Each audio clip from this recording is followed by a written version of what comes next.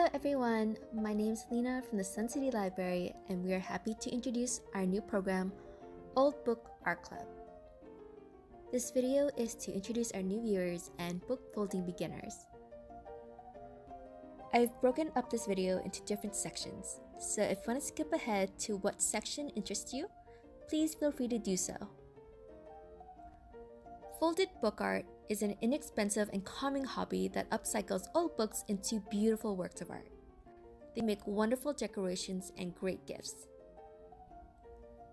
The materials needed for book folding are as followed. You'll need a hardcover book, the book pattern, a ruler, a sharp pencil, and a ribbon or elastic.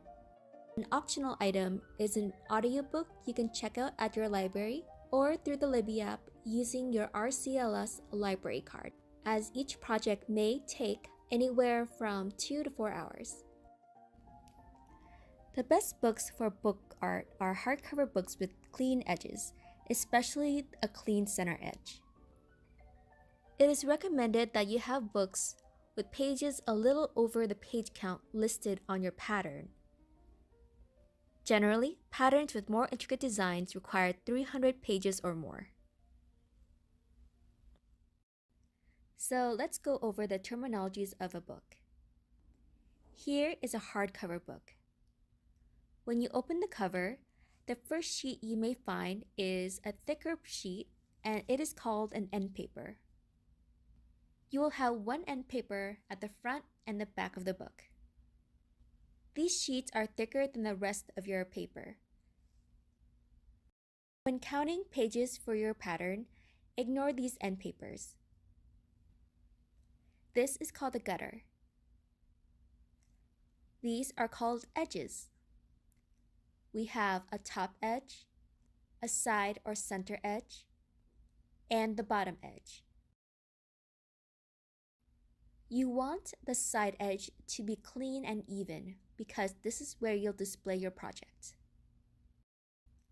Individual papers of the book are called sheets, and each sheet has 2 pages. Do not get them mixed up. Mixing them up will affect your design when finding the start page. A page will be either marked or unmarked. A marked page will have a page number. An unmarked page will be either blank or have a Roman numeral.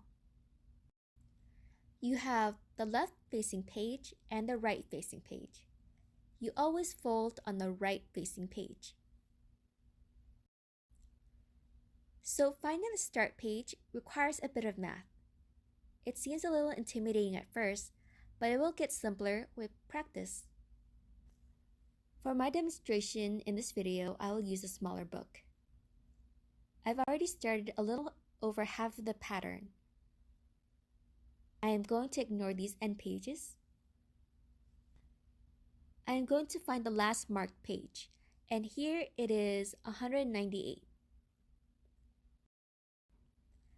Now I'm going to count the unmarked pages. We have 8 at the front and 2 at the back. Add the marked and unmarked pages together and we will get 208 pages.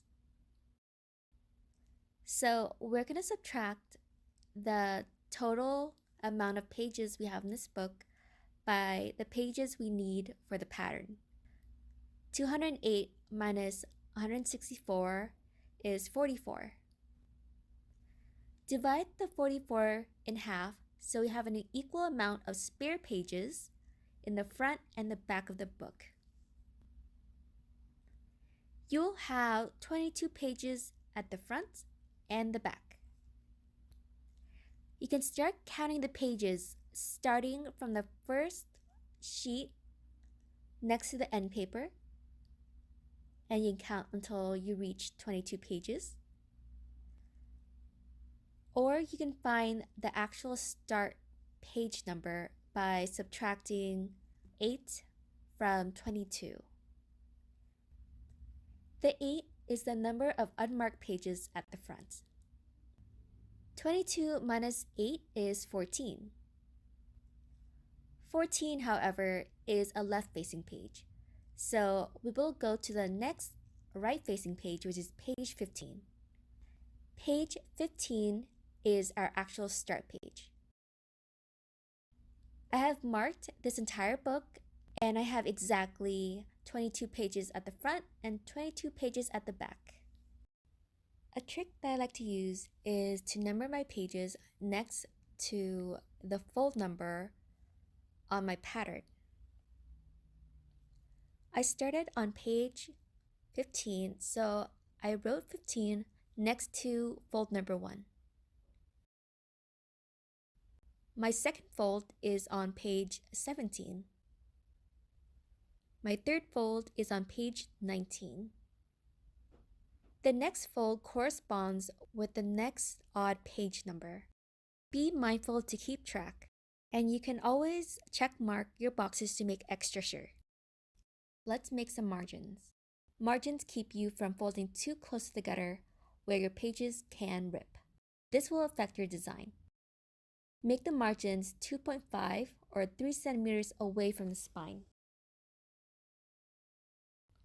Let's make our first mark and fold. My 52nd fold will be on page 117 for my book. I'm going to look at my pattern, and the top fold for fold 52 is 6.2 centimeters. I'm going to mark this near the side edge of my book. My bottom fold is 8.1 centimeters. I'm going to mark this as well.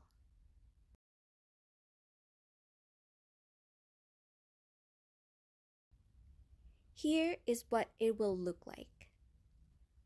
Once you have your marks, you're ready to fold.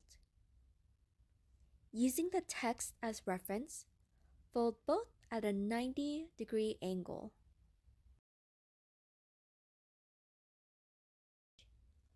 Go ahead and hold it back with a ribbon that you have tied around the first cover of your book. If you cannot fold at a 90-degree angle, fold it to the margin. Continue this process in going down the pattern until you reach the end of your pattern. Here is our first finished project. Great work, everyone! Thank you so much for joining us. If you like this program, please follow our social media for upcoming projects and free patterns. We hope to see you in the next video.